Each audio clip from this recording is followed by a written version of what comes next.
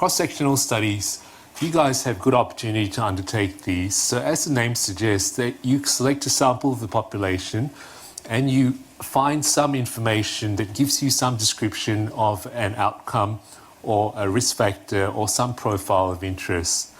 And for all intents and purposes, every subject in your study contributes data only once. There's no follow-up of people over time.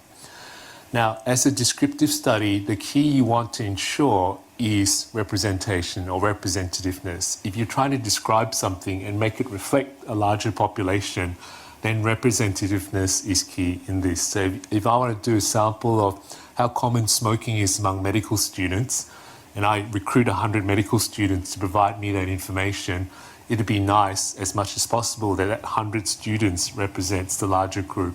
Make sense? So here's an example. I'm using examples from my previous experience with medical student projects.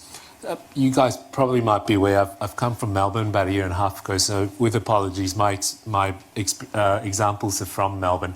So John was in fourth year at Uni Melbourne a few years ago, and we did this study that looked at discharge summaries, and we took a sample of discharge summaries from the general medical unit and assessed each one for how common acronyms were, or shorthand, and we gave it a OMG study and we published it.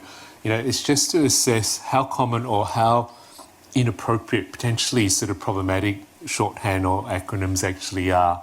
One point in time, each person or each discharge summary was the subject, no follow-up at all of the discharge summary.